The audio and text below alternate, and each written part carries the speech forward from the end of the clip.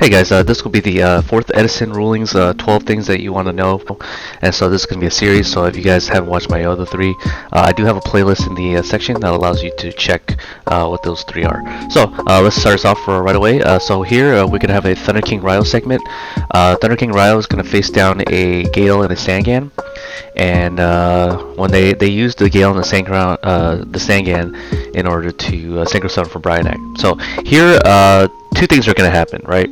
Sangan gets sent to the graveyard, and Bryanak is summoned.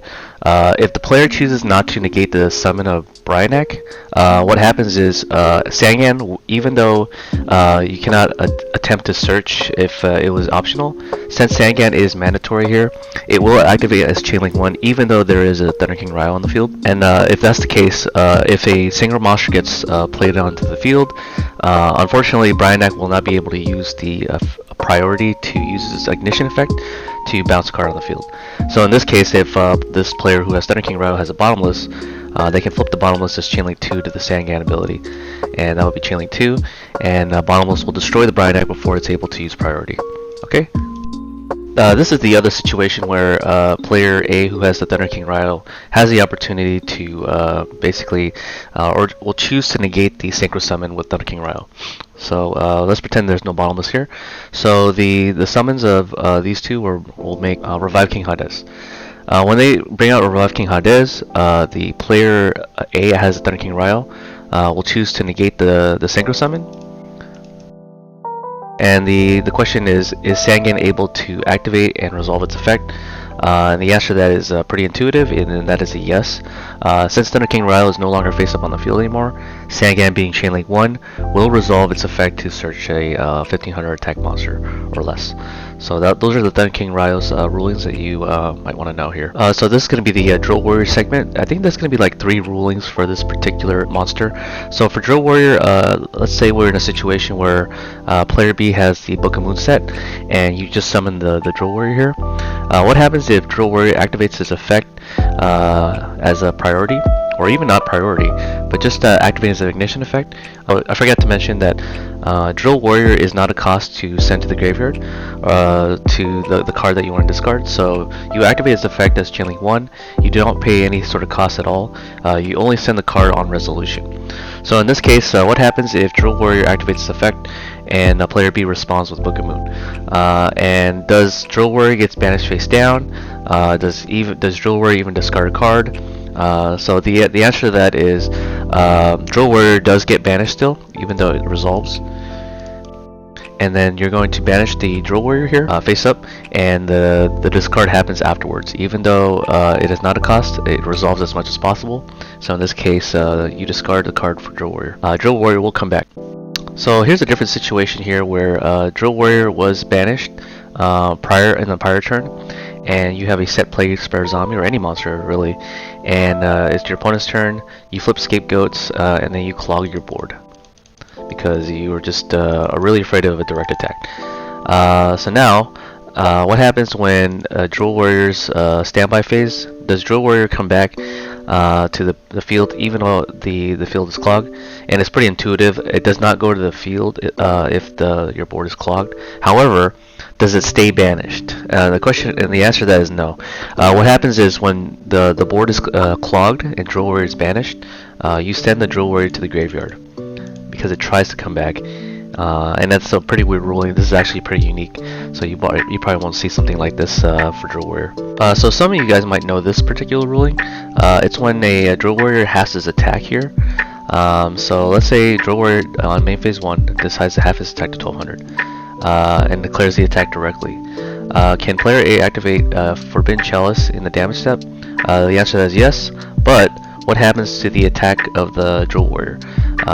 In Edison format, what it does is it reverts back to its original stat, just like Beast King Barbaros. When you negate Beast King Barbaros' attack from 1900, it goes back up to 3000.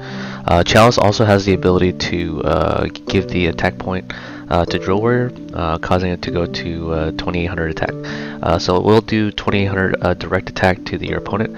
But what's the funny thing about this is it should cause a replay. However, since we're in the damage step, replays don't occur because no amount of monster has changed, and the conditions to attack with Drill Warrior has already been met. So you can still attack directly, basically, and then activate Forbidden Chalice in the damage step to inflict 2800 damage to your opponent. So that's one way you can burn with Drill Warrior. So the other situation here is I don't have a brain control here in the decks, but what happens if someone brain controls the Drill Warrior and activates its effect to banish itself? Would the monster go back to their side of the field or your side of the field? Well, in this format, or even the modern format, if something were to activate on your opponent's side of the field that was originally owned by you, since it goes to the owner's Banish or graveyard or whatever, it will special summon itself back to the owner's field. So if you have brain control and you try to use Drill Warrior's effect, and you're expecting it to come back to your side of the field, it will not, because it will only go back to the owner's side of the field. This is the same as Stardust, very consistent with the Stardust ruling, where if you steal Stardust and you negate your card that will destroy a card in the field, at the end phase Stardust will come back to the owner's side of the field in whatever position they want. Just like Mystic Tomato is all consistent with that ruling. Okay. That's all for the Drill Warrior segment. We'll go on to the next one. Okay, so this is going to be the Full Helm Knight ruling. This is going to be a little bit complicated because it's going to go straight into the damage step on what steps it activates, and the order of operations is going to be really complicated and complex. But we're going to tease this out just so we can understand this a little bit better. So here we have a Full Helm Knight face up in attack position. The opponent has a Ryko face down in defense position. Battle phase, Knight declares an attack into the face down Ryko. The Ryko flips is going to happen on substep 2, so we're going to reference the Edison ruling here. So we reveal the set monster on substep 2, but no flip effects activate at this time. It only activates its a flip effect on substep 6 of the battle phase, or of the damage step. So here we see that Ryko, you can see a picture of here of Ryko activating its effect, but it does resolve, so it will destroy the Full Helm Knight because flip effects resolve in this substep, and the Full Helm Knight resolves in the substep 7. So what the order of operation in this particular instance is that Ryko is going to destroy the Full Helm Knight and send it to the graveyard. I didn't manually do this in the dueling book, so we're going to pretend this gets sent to the graveyard. From here, substep 6 happens. Since even though Full Helm Knight is off the board when Ryko destroys Full Helm Knight will activate its effect even though it's off the board, because the trigger has been met. The trigger is when monsters are destroyed by battle. So in this case, in substep 7, monsters destroyed by battle are sent to the graveyard. So in this case, Ryko destroys Full Helm Knight. Full Helm Knight goes to the graveyard. Ryko then mills 3 cards. Then what happens is Full Helm Knight activates its effect even though it's not on the field anymore. And at this point, the Ryko gets sent to the graveyard because monsters are first sent to the graveyard as a result of being destroyed by battle. And then Full Helm Knight activates, So then Full Helm Knight activates because monsters are sent to the graveyard. And so once that happens, you can actually just revive the Full Helm Knight back. So that's kind of the end result of this interaction here. And then Full Helm Knight can just attack directly because it is considered a new monster. So that was a lot of things to tease out, but the order of operation is pretty clear if you tease out the solution. So just to reiterate, Ryko will destroy the Full Helm Knight first because it activates on substep 6 of the damage step. Ryko will destroy the Full Helm Knight and mill 3 cards. From there, Ryko is then marked for destruction or by battle, or it's already been marked for destruction, but it will be sent to the graveyard first, and then a manual chain is built from effects that trigger when they are destroyed. So that means Full Helm Knight will activate after Ryko gets sent to the graveyard. And then from there, a Full Helm Knight, while it's in the graveyard, can revive itself back from the graveyard. The reason why it's able to do this is because Full Helm Knight activates in substep 7 and Ryko is substep 6. Full Helm Knight is able to activate and special summon itself because it targets when it activates. So much like every other card, when you summon a monster like that revives a monster from the graveyard, it activates and then you target for cost. So in this case, Full Helm Knight targets a monster at substep 7 of the damage step, and when that happens, you can just revive itself. You just target the Fulham Knight and revive itself. I do want to add that even though the word target is not mentioned in the Ancient Prophecy X-Saber Fulham Knight, it doesn't have the word target. It is still considered to target because there was no problem-solving card text. So in this case, this does target, so Necro Valley is able to negate Fulham Knight, just in case you were wondering. So yeah. I forgot to add this segment into my last Edison rulings video with Absolute Zero because it pertains about Absolute Zero here. So this is going to be a little bit weird one, and it's probably going to cause a little bit of outrage, but we'll see what happens. So player A controls a Gale the Whirlwind with a Sirocco face up, and then they have a Compulsory set and a Starlight Road set. So in the following turn, the Absolute Zero player attacks one of the monsters. Player A activates a Compulsory Evacuation device, returning the Absolute Zero back to the extra deck. Even though Absolute Zero leaves the field back into the extra deck, it still would activate its effect to destroy all of your opponent's monsters. Since there are 2 monsters on the field to destroy, player A can activate Starlight Road in response. And earlier I mentioned that if a monster that was destroyed by a Mirror Force, let's say Absolute Zero gets destroyed by a Mirror Force, and it gets sent to the graveyard, Starlight Road could activate to negate that effect, but would not be able to bring out Stardust. However, in this situation, since the monster is being sent back to the extra deck, it's able to be destroyed. Much like cards are able to be destroyed in private areas such as the hand, or the secret area, like Deck Devastation Virus does destroy cards in the hand, you can actually destroy cards in the extra deck. So in this case, Absolute Zero activates its effect while in the extra deck because it did leave the field, and then from there you can activate Starlight Road and actually negate its effect and destroy it, sending the Absolute Zero to the graveyard, and then being able to special summon the Stardust. So in this situation, since it was not the graveyard or the Banish, because actually Banish is considered to be destroyed territory, but because it went back to the extra deck and hand, it can be destroyed by Starlight Road, and then you can bring out Stardust Dragon. So yeah, that's a pretty interesting one in my opinion, because I don't think there's ever been a card that can be destroyed in the extra deck. Most of the cards nowadays can look at the extra deck and banish things face down. Example is Kashtira for the modern format. But this is Edison, so in Edison format, this is a way you can destroy monsters in the extra deck. So this is a ruling where I found pretty interesting here. So it's going to be very specific to a really weird situation depending on what your deck list is. So you control Plasma face up on attack position, and you activate its ability to target a face down Cyber Dragon. So the opponent has a machine monster face up on the field. So on your turn, you activate Plasma to steal the Cyber Dragon, and it's now on your side of the field face down. The weird thing you can do in this situation is that you can actually send Cyber Dragon to the graveyard, even though it's a face down card, and you can actually contact Fusion for Chimera Tech Dragon. And the reason you're able to do this is because Chimera Tech doesn't ask for fusion material monsters. What it does is it asks for sending the above cards from either field to the graveyard. So because they are specifying cards rather than monsters or spells and traps, you can actually send a Cyber Dragon that's face down. Much like contact fusing when your monster is face down, you can actually send your Cyber Dragon that isn't even owned by you to the graveyard, to your opponent's side to the graveyard, and send their own Cyber Dragon to the graveyard. So this way you're able to contact fuse even if your monster materials are considered a spell and trap. This is also very similar to the Gladiator Beast as well. So say you activate the effect of Plasma and you steal a set Laquari. Then from here, let's say you have a Bestiary and you set the Bestiary to as well, just to show you an example of a contact fusion. You can actually send the Bestiary back to the main deck, and you can also send back a Laquari back to their main deck, because that's the cost of Geysaris. So let's read Geysaris here. Geysaris says it must be special summoned from the extra deck by shuffling the above cards you control into the deck. It's because this card is specifying the words above cards and not above monsters or spells, or cards.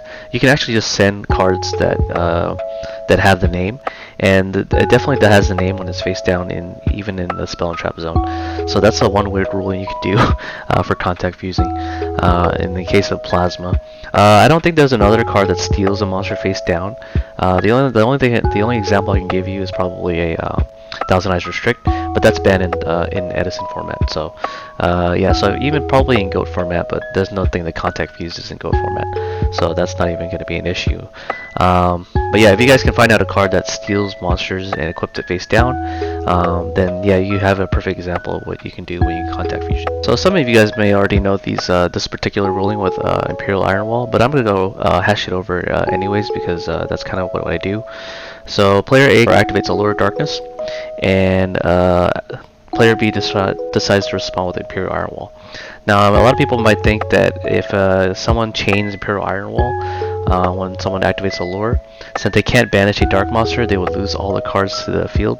The correct response would be that it doesn't. What happens if a Iron Wall gets changed to Allure is that you draw the 2 cards and you reveal the dark monster you intended to banish, and since it cannot be banished, it just stays in hand, and you've already fulfilled the requirement to try to resolve Allure of Darkness, but you can't because of Imperial Iron Wall. So you don't actually send all the cards to the graveyard in this situation. Now this would be a lot different if Iron Wall was already active, and if Iron Wall is already active, you actually cannot activate Allure of Darkness because you're trying to attempt to banish cards from your hand. Yeah, so in that case, Allure of Darkness wouldn't be able to be activated. So yeah. So the other situation here is if player B decides to normal summon an Alias and you control Bottomless.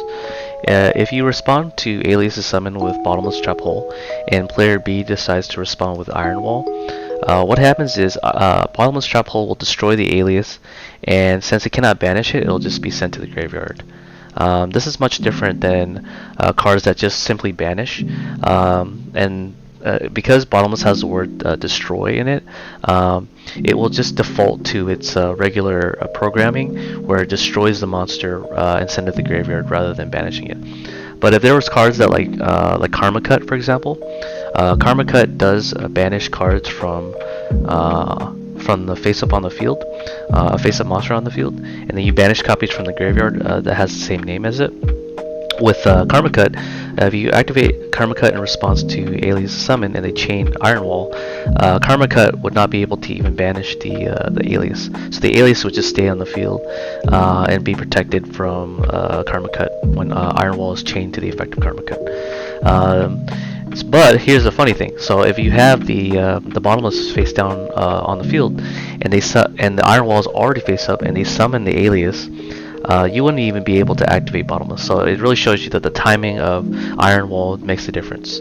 So yeah, so this is the same as like Nobleman of Crossset as well. Nobleman of Crossset has the effect of destroying the card and then removing it from play. Because Iron Wall is chained to the effect of Crossed Out, the default setting of the Crossed Out will try to destroy the monster, and then since it cannot remove from play, it'll just simply send the monster that's face down to the graveyard. The question is also whether or not you remove from play all monsters from the same name from the deck, and it also does not do that. So just be careful of that one. So here's the last ruling for this particular segment for Edison rulings. So player B decides to activate Miracle Fusion here, and player A has a Oppression set and a Call to Haunted set. What would happen if Royal Oppression gets chained to the effect of Miracle Fusion, and player A decides to respond with also a Call to Haunted? Can player B activate Royal Oppression to destroy Call to Haunted on the same chain? And funny enough, Royal Oppression can't be used multiple times in the same chain. This is not to be confused with the fact that if Royal Oppression is already face up on the field, you can actually activate Royal Oppression multiple times in the same chain, but Royal Oppression has to be already face up on the field. So if Royal Oppression's set in the previous example, and they activate Miracle Fusion, and they chain Royal Oppression by flipping it over face up on the field, player A can actually activate Call to Haunted in response to that Royal Oppression flip. But this is much different if Royal Oppression was already active, If royal oppression is already active, then you can activate royal oppression multiple times in the same chain. It's just because the initial activation cannot you cannot activate the same card effect twice on the same chain because it's still resolving. Just to be clear. All right, that's enough for this segment. Hope you guys enjoyed all the segments that I provided for you guys. If you guys like this type of rulings content, just leave a thumbs up on the video, and I'll do more in the future. A lot of different Edison rulings. I'm definitely gonna go into as much as I can. That's competitive enough for you guys to use in day-to-day life. All right, peace, guys.